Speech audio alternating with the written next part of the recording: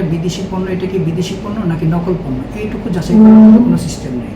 তখন আমরা কর্তৃপক্ষ নিকট একটা আবেদন করি, 10 জন আইনজীবী মিলে আবেদন করে তাদের কাছে প্রার্থনা করি যে একটা সেন্ট্রাল ভেরিফিকেশন সিস্টেম তৈরি করা হোক, যা থেকে যারা ভোক্তা আছে তারা যাতে একটা পণ্য আসল কি নকল এটা যাচাই করতে পারে।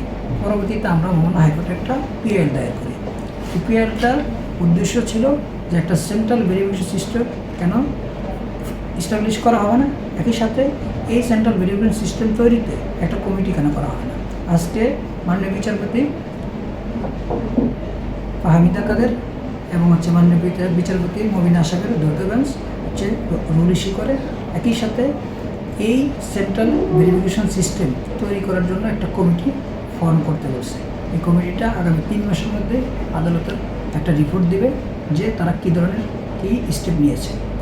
এই হলো আজকের রায়ের মূল অংশ। এই কমিটিটা যারা রেসপন্ডেন্ট আছে পুরো রেসপন্ডেন্ট সকলকে নিয়ে কমিটিটা গঠন করার জন্য এখানে রেসপন্ডেন্ট আছে আমরা রইল বাণিজ্য মন্ত্রণালয়, ভোক্তা অধিকারের ডিজি, তারপরে আপনার কাস্টমস আছে, রেভিনিউ আছে, টোটালি 7 জন বিভাগী। সকলকে নির্দেশনা দিচ্ছে আপনারা একটা কমিটি করেন, কমিটি করে আদালতে নিয়ে রিপোর্ট সাবমিট করুন 3 মাসের মধ্যে।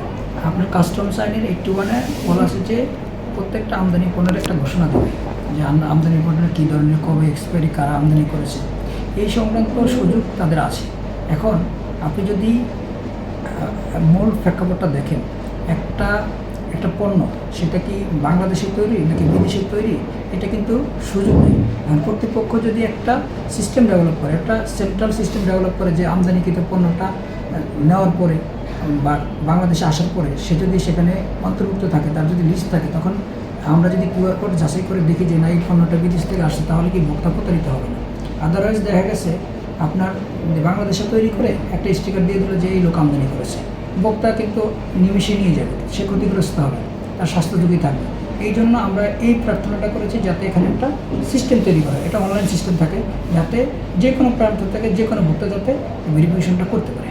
আমরা প্রায় 10টা পত্রিকায় এই রিপিটিশনের সাথে এনার্জি করেছি। সেখানে আমরা পুঙ্খানুপুঙ্খানুভাবে কোর্টকে দেখাইছি যে কীভাবে একটা পণ্য কেরানীগঞ্জ সহ সারা বাংলাদেশের বিভিন্ন প্রান্তে তৈরি করা হচ্ছে এবং বিদেশি পণ্য ট্যাগ দিয়ে সেগুলো মার্কেটে সরবরাহ করা হচ্ছে। এতে আমাদের ভোক্তারা প্রতারিত হচ্ছে এবং স্বাস্থ্য ঝুঁকি বাড়ছে। কালার এক্সপার্ট, জর্জ স্যাপ এবং মাইল্ড অন হ্যান্ডস টেকনোলজি সমৃদ্ধ অরিক্স ক্রিস্টাল ওয়াশ আপনার লন্ড্রি এক্সপার্ট।